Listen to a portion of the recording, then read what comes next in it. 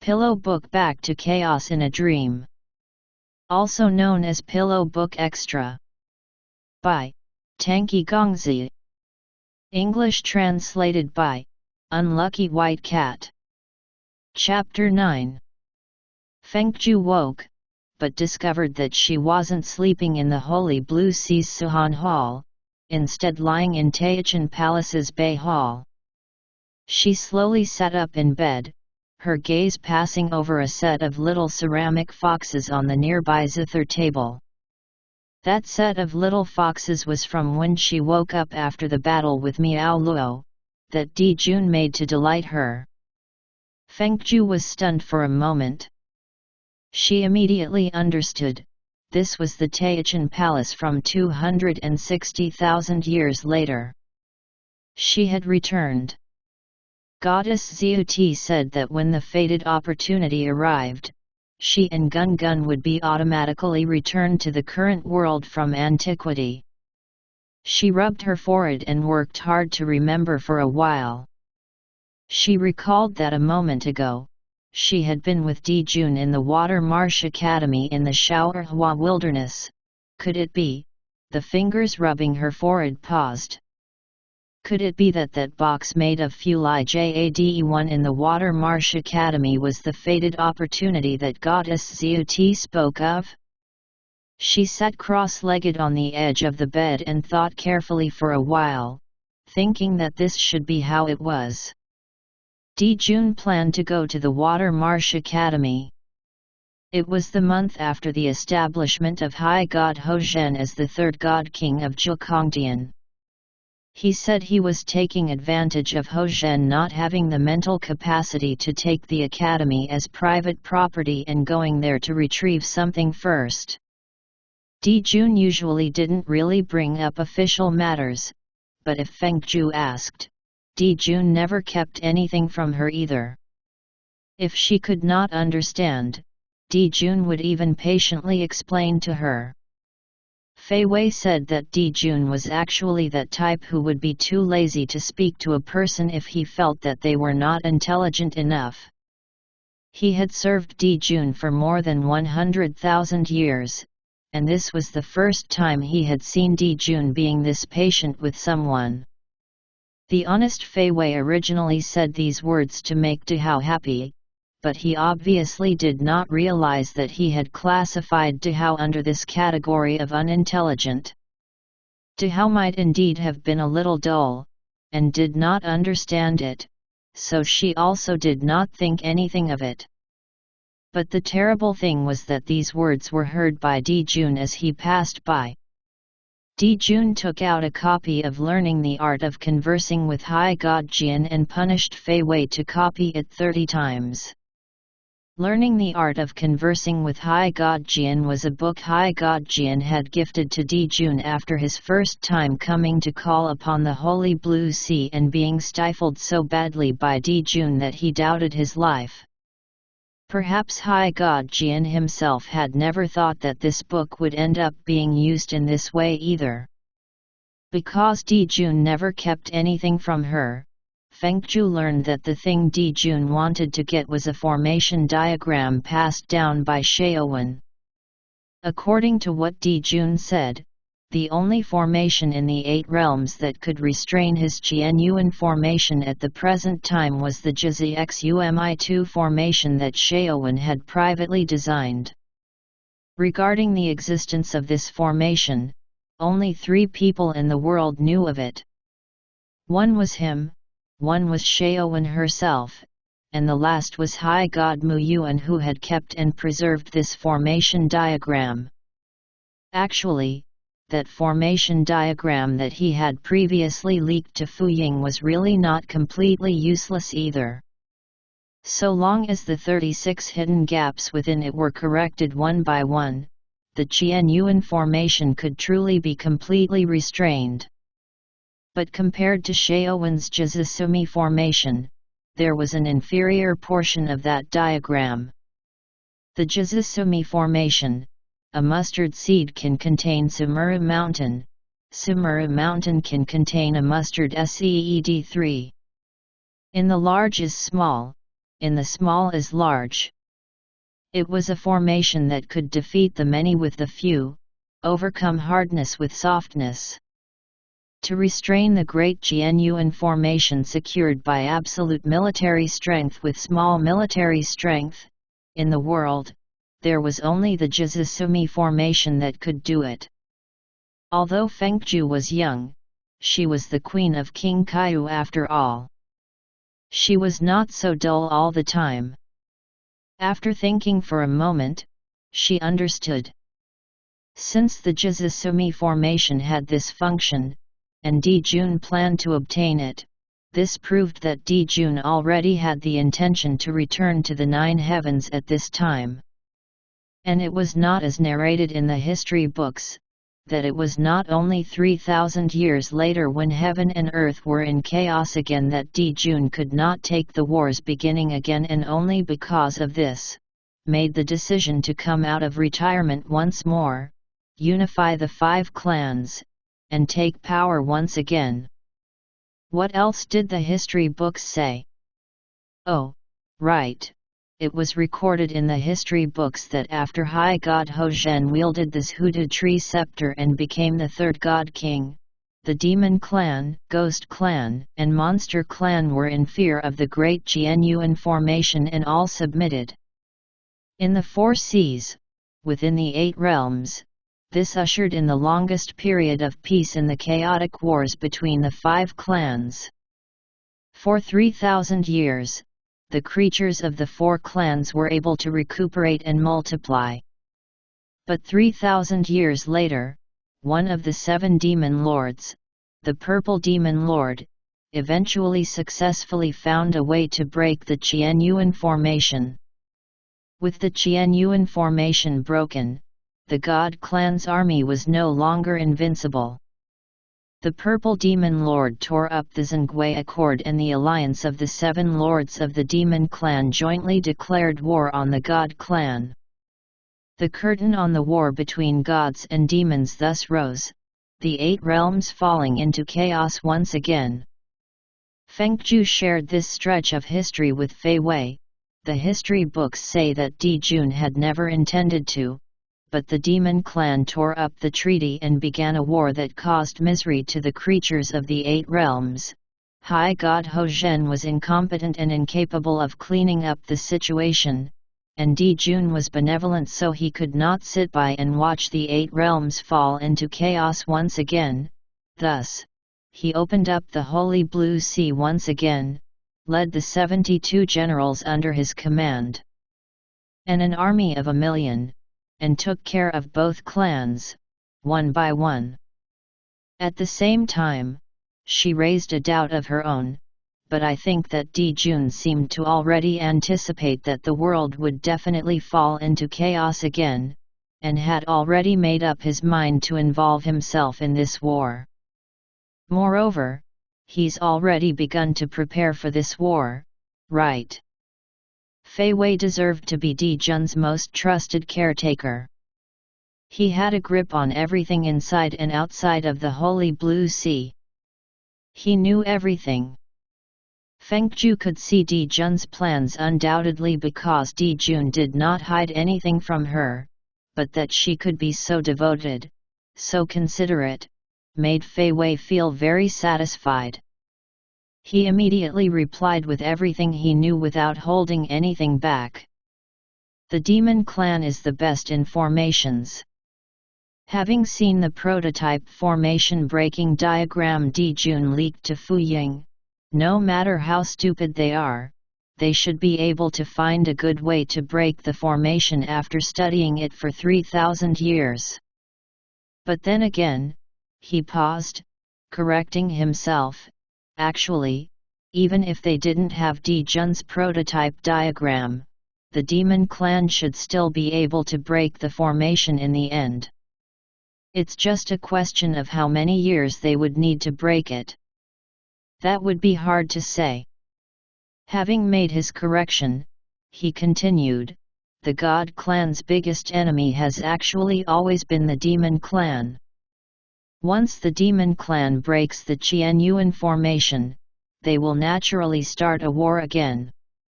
Di Jun indeed had predicted this very early on. Seemingly lost in thought, Fengju nodded. Fei Wei smiled faintly. In these 8 realms and 4 seas, only Di Jun could be master of all the clans. The Council of Elders and High God Hozhen all do not understand and even believe that they will be able to sit firmly on the position of God King by scheming against Di Jun. Since they cannot understand, then he can take advantage of this opportunity to make them thoroughly understand. This has also always been Di Jun's tidy style of handling things. Fengju was silent for a moment. I know that Di Jun has always loved to play chess, but to regard heaven and earth, the 8 realms, as a game on a chessboard. Is Di Jun such a devoted person? Fei Wei was also silent for a moment, and then sighed softly. If Di Jun had already long held the intention of vying for the world, how could he not build up capable warriors and a powerful army early on? If he had sufficient military power, why would he still need to wait several thousand more years to clean up the God clan and subdue the demon clan?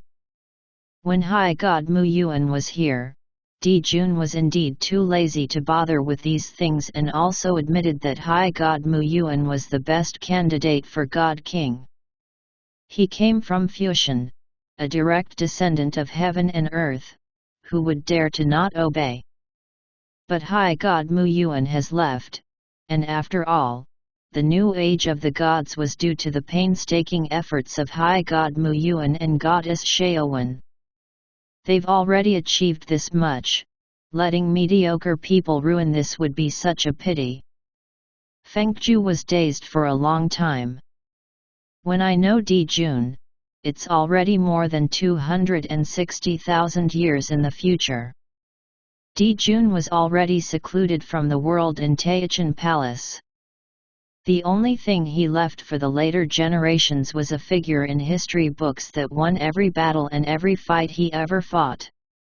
It seemed like he did everything so easily, and that there was nothing he couldn't do. I didn't know that it turns out that Di Jun also times when he needs to have such forbearance and careful deliberations, thoroughly planning when he does something. Fei Wei smiled. After all, this is indeed a considerably difficult matter. Fengju did not mention this conversation with Fei Wei to Di Jun, only inwardly making a decision. Since Di Jun had important matters to prepare for right now, the herself by his side must be even more considerate. Although she might not have any way of sharing any of Di Jun's worries, she at least could not let him worry over her. Because Di Jun needed to go to the water marsh to take care of official matters, even though she originally really wanted to go along watch the excitement, she restrained herself from mentioning it. However, Di Jun actually brought her along of his own accord, saying that she could take care of his day-to-day needs on the way. This reason, Fengju could not refuse.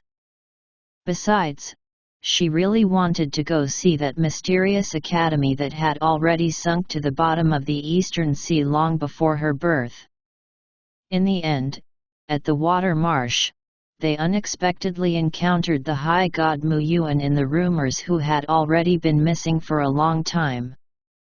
Seeing Di Jun's expression, he didn't seem to be particularly surprised that High God Mu Yuan was hiding here. High God Mu Yuan was her Aunt Bai Qian's master. For this reason, after High God Mu Yuan woke from his 70,000-year deep sleep after sealing away the ghost Lord Qing Kang, Fengju had also seen this eminent god's face before. The eminent god she saw at that time was prudent and composed, calm and reclusive, making people look on him with reverence.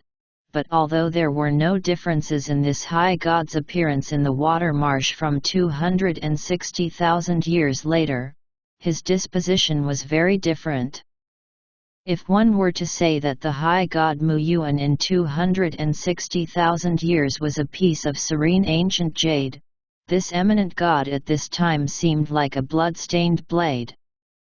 Because it was tired, it hid its brilliance, holding itself away from the conflicts of the world. He also seemed like an orchid soaked in blood, living in an otherworldly secluded valley, his heart in an endless hell. The history books never recorded the reason why Mu Yuan had suddenly gone missing after founding the new age of the gods. For this reason, Tangqi did not know that this matter had something to do with Shaowen.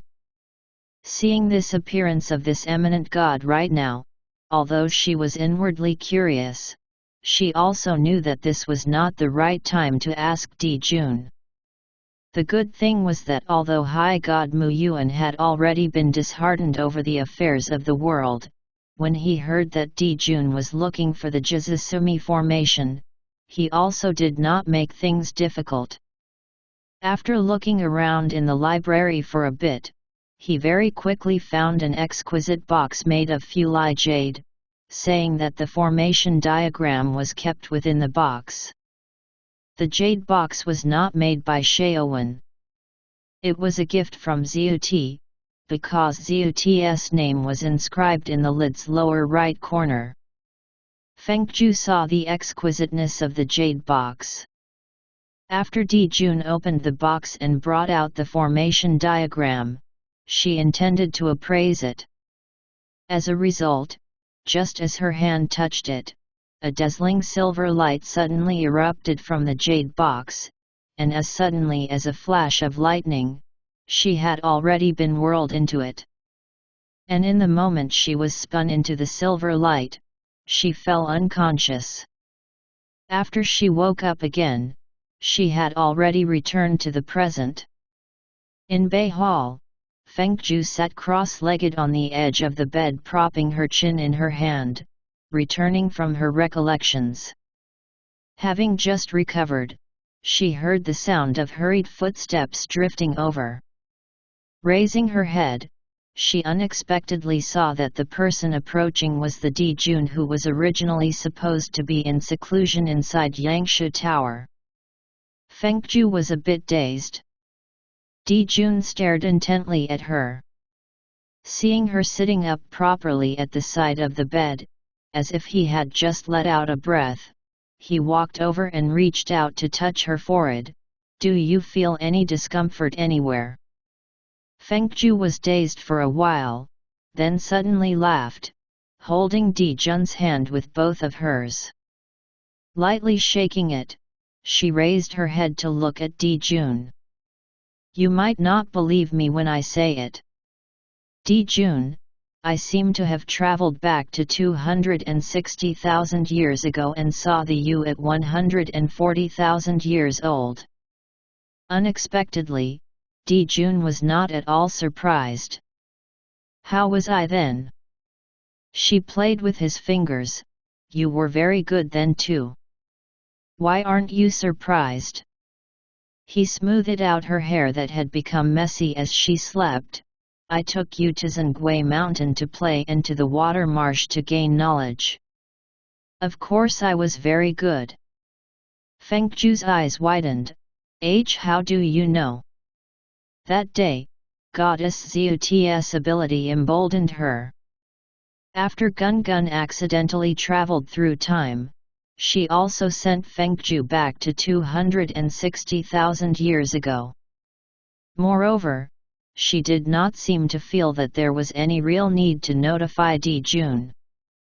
Fortunately, the third prince was prudent, personally going to Yangshu Tower to inform Dijun.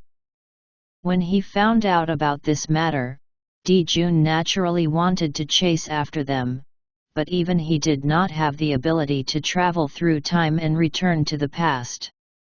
He could only ask Zut for help. Zut's meaning was that although she could look back in time, she had no way of sending whoever back for no reason. To say that it was because of her that young Gun and young Tangqi were able to travel back, it would be better to say it was because of heaven's will. Since Dijun insisted on chasing after them, she could only do her best. As for whether Dijun was able to return to 260,000 years ago or not, it would depend on whether or not he had this fated chance. Additionally, because there already existed a Donghua Dijun in the time of 260,000 years ago, once he returned to that era, he would take the place of the Donghua of that time. Furthermore, he also would not be like Fengju and Gungun and still possess the memories of the present time, so whether he traveled back or not, was actually absolutely meaningless. But Dijun didn't feel that this was meaningless. When he was in that era, he indeed no longer remembered the events of 260,000 years later. The Donghua Dijun of that time was indeed no different from the original Dijun of that era. But when Fengju touched Xiut's jade box, the fated opportunity fell. Because he and Gungun far away at the Holy Blue Sea were the same, not belonging to that era, they also followed the silver light from the jade box that illuminated the world, traveling back again. Listening to Dijun explaining clearly all the details of the story, Fengju was very shocked. So that's how it is? Goddess Xiut said that once Gungun and I traveled back to the present, all the impressions we left during that stretch of time would all disappear, and no one would remember us anymore. Her almond-shaped eyes revealed happiness. I was originally even thinking that it was such a pity that Dijun wouldn't remember that we had those days, but now I feel so fortunate. She hugged his waist in her elation for a long while. Suddenly remembering something, she raised her head up from his waist. Withdrawing the smile on her face, she looked at him for a moment, and tugged his hand to make him sit down at her side. But I have a question. On her delicate rose mallow-like face appeared a hint of confusion. If Dijun didn't remember me, why would Dijun fall for me so quickly? Because according to what Dijun said, when I traveled back in time, you didn't recognize me at all. You only heard me say that I was your future wife, but you started treating me very well from the beginning. She furrowed her brow, genuinely confused. Why would you treat me so well and fall for me so quickly? She lightly bit her lip. Because the real situation wasn't like that at all. In the very beginning it was obviously me who chased Dijun for so long, until Dijun finally liked me. He raised his hand and tapped on her forehead. The real situation was that you acted as a maidservant in Taichan Palace for 400 years, but I never saw you once. You say that you chased me for so long, but I was completely unaware of all of it. When we were fated, you had returned to your identity as the Queen of King Kaihu. The first time I saw you, he suddenly stopped. She knelt by his side, stroking the place on her forehead that he had tapped. A little curiously, the first time you saw me, how did you feel, Dijun? The first time he saw her, she had come forth from the Wangsheng Sea, floating atop a wave. A head of long pitch-black hair, clothed in a snow-white dress, gracefully standing atop a wave and smiling at the entire wedding party. Her long waterfall-like hair was soaked, her hair plastered to her cheeks, making that face that was already only the size of a hand appear even smaller and more delicate. Of the fairies on the 9 heavens, no one else had a smile so lively, or an appearance so beautiful.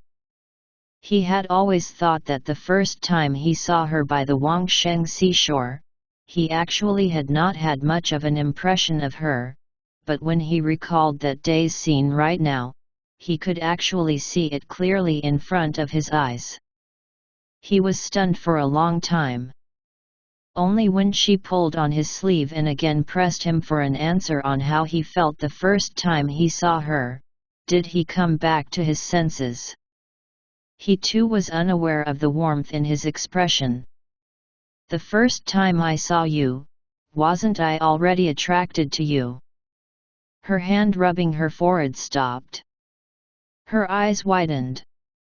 After a long time, she finally murmured, "Really?" He smiled, replacing her and helping her rub the spot on her forehead that he might have tapped on too hard and caused pain just a moment ago. "So even if we didn't know each other, as soon as I saw you, I would fall for you very quickly. No matter how many more times it happens, it would still be the same." She stared blankly at him.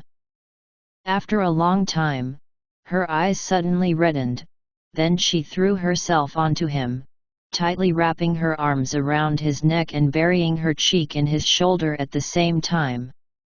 Very quickly, he felt his shoulder getting wet. "Why are you crying again?" he softly asked. But she only hugged him tightly, pressing her cheek more tightly against his shoulder, sadly and tenderly saying, "I don't know either. I'm just very happy, but I still want to cry. Jun, you're not allowed to look at me." I won't look." He raised his hand and stroked her head, pressing a kiss at the top of her head. Reborn Bodhi vines climbed the palace walls, clustered flowers floating like clouds and mist. Falling flowers danced in the night breeze. Tonight was a beautiful night. End of chapter 9. Thank you for listening in this wonderful story. Probably in the future I will try to create an explanation on my theory on how Donghua and Fengzhu ended in 10 Miles of Peach Blossom, also known as Eternal Love, in Netflix, and audio book on other Tangqi's works such as 10 Miles of Peach Blossom and Pillow Book upper and lower volume. Until next time, thank you.